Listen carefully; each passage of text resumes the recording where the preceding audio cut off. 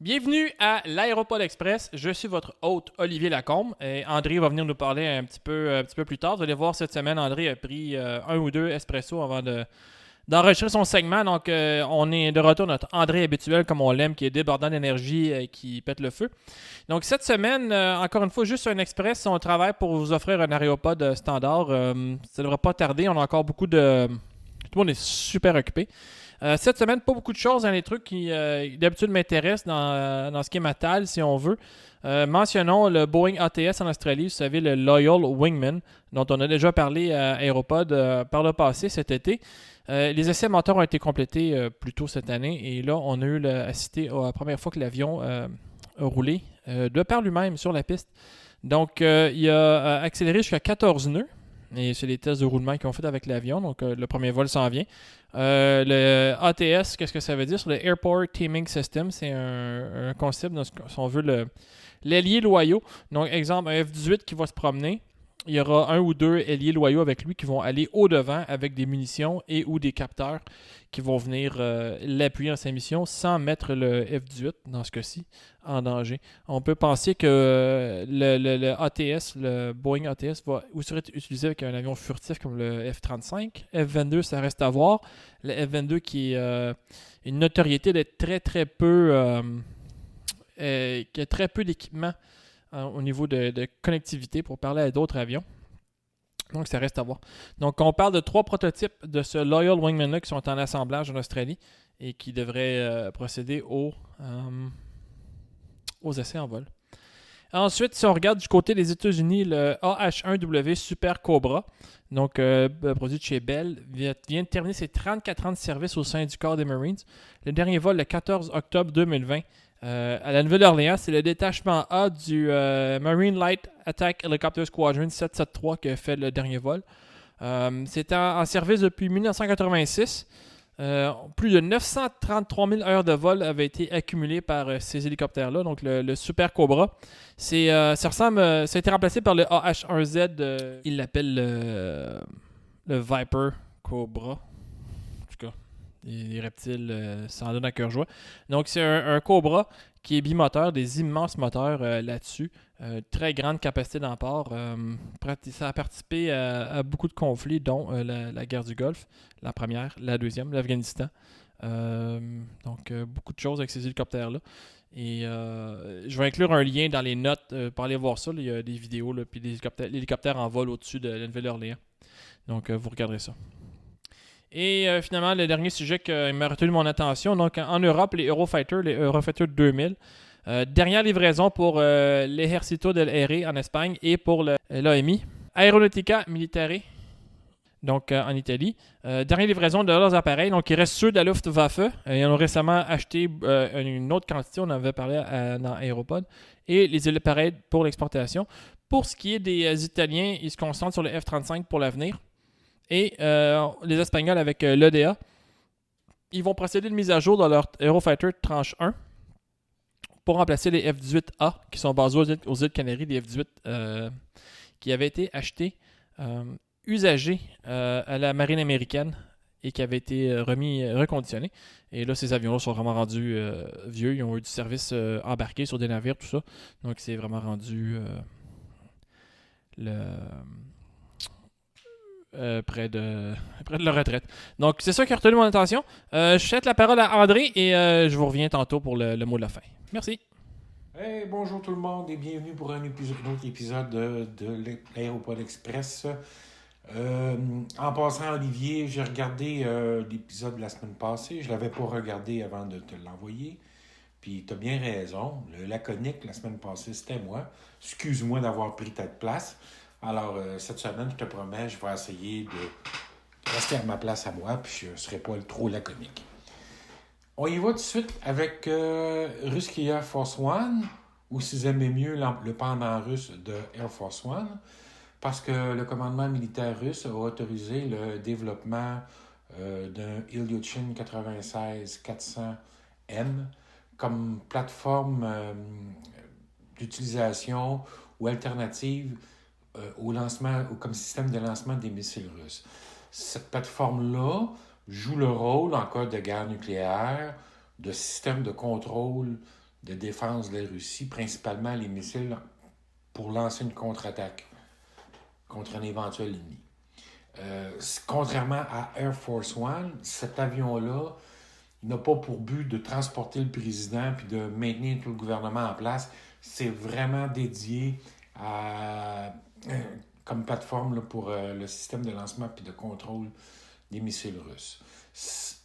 Actuellement, c'est un Ilyushin 86 qui fait ce travail-là, donc un quadri-réacté. Et le commandement russe n'est pas satisfait. La distance franchissable ou le temps, l'autonomie du Ilyushin 86 est pas suffisant.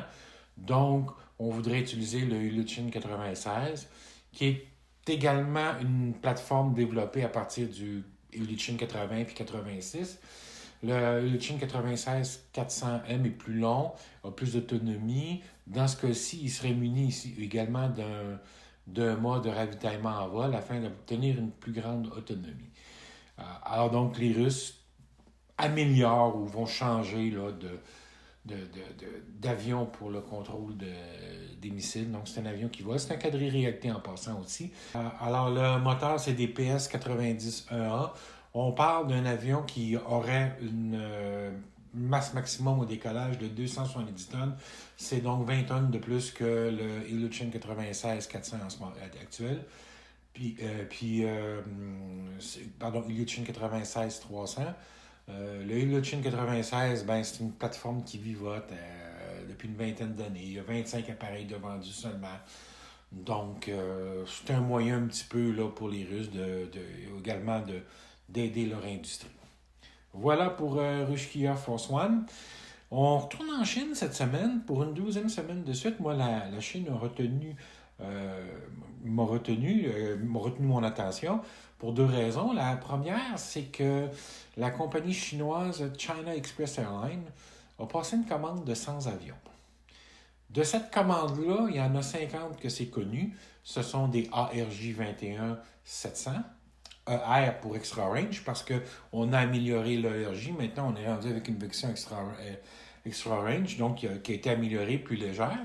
Il y a deux de ces appareils-là qui vont être livrés cette année, puis graduellement, jusqu'en 2025, ces appareils-là vont être livrés à China Express Airlines. Donc, déjà en partant, là, on voit que la capacité de production de Comac puis de l'ERJ 21 va augmenter parce qu'on arrive avec 25 livraisons, pratiquement 25 livraisons, 15 livraisons en 2025, plus les autres clients. Donc, vraiment, de ce côté-là, l'ERJ 21 se développe. La commande est mystérieuse pour la balance des 50 autres appareils. C'est probablement un mix de ARJ 21 et de C919.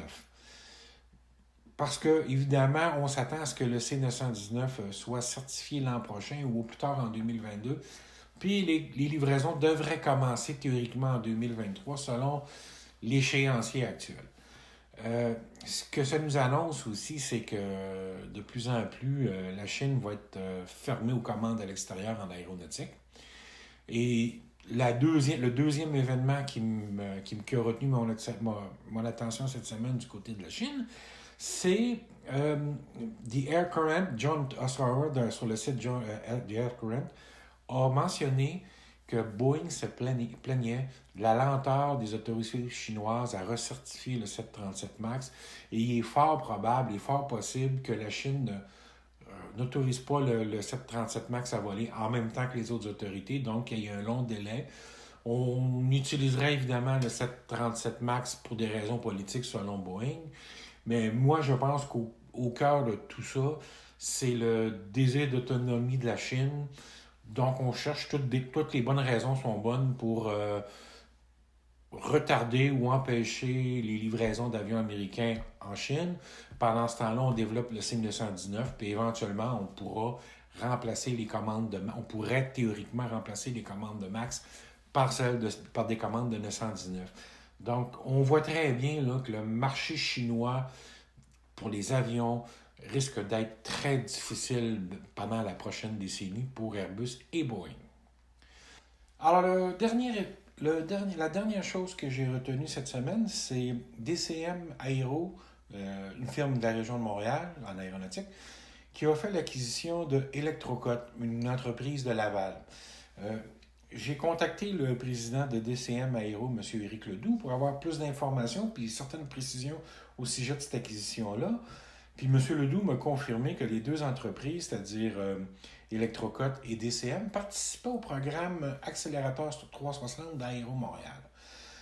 L'accélérateur 360, ce que c'est que c'est un programme qui vise à accompagner les entreprises de la grappe industrielle montréalaise, les entreprises participantes au programme, à s'engager dans une démarche soit de fusion ou d'acquisition ou de partenariat avec d'autres fournisseurs dans le but de créer de plus grandes entreprises. Parce qu'un des gros problèmes qu'on a dans la grappe aérospatiale montréalaise, c'est qu'on a beaucoup trop de petites entreprises qui ne sont pas capables de prendre des gros contrats ou assumer des grosses parts de contrats. De plus en plus, les fournisseurs, on parle évidemment, là, les intégrateurs, on parle bien sûr d'Airbus, Boeing, Bombardier, puis Embraer, entre autres, mais aussi Pratt Whitney et Roudeftech, par exemple. Eux, ils ne veulent pas se retourner de bord puis négocier avec 5-6 fournisseurs différents.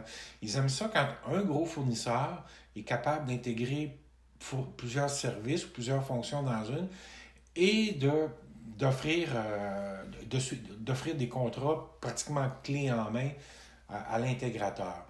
Donc, en regroupant les entreprises comme ça, on crée de plus grosses entreprises qui sont capables, plus en mesure de répondre aux besoins. D'ailleurs, Electrocut, qui comptait une cinquantaine d'employés, avait entamé sa démarche vers le virage 4.0 cet hiver. En fait, ils sont plus longtemps que cet hiver, mais cet hiver, ils étaient rendus à, on dit 3.8 sur 4, alors que DCM est à 3.6 sur 4 dans la démarche de transition vers l'usinage 4.0. Un des problèmes auxquels faisait face Electrocut, c'est qu'elle avait de la difficulté à obtenir du financement pour avancer plus vite, entre autres choses. Et Roudeftech était prête à donner plus de contrats à Electrocut, mais Electrocut n'était pas capable de suivre. Le fait d'être acquis par DCM, ben ça va permettre justement d'accélérer l'agrandissement puis le développement d'Electrocut.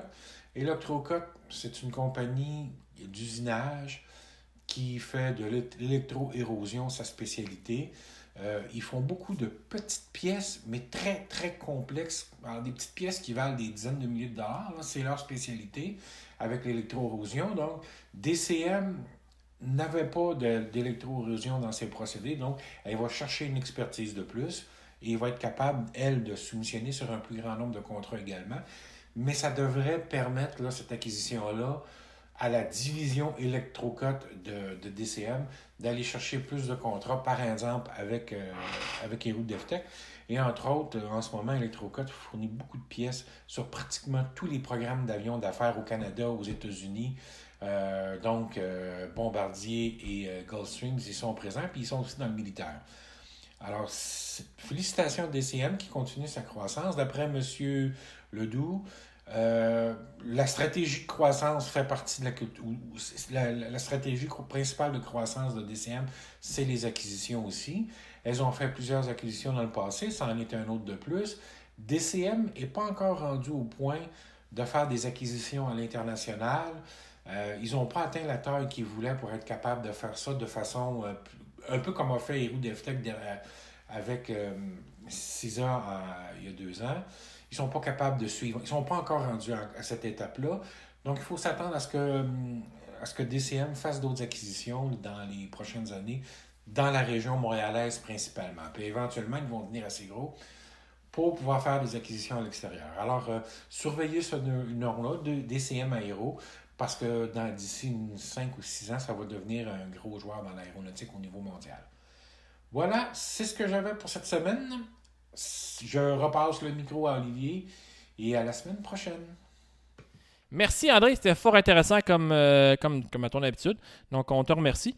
Donc sur ce, moi je vous dis merci d'avoir écouté. Abonnez-vous, cliquez j'aime, la petite cloche pour recevoir les notifications si vous écoutez via YouTube, même si vous écoutez via votre podcatcher de choix. Il n'y a rien qui vous empêche d'aller cliquer sur ces boutons-là sur YouTube quand même. Ça nous aide. Ça aide le podcast à être découvert et recevoir de la promotion de la part de l'algorithme de Google. Donc, je vous dis à la prochaine!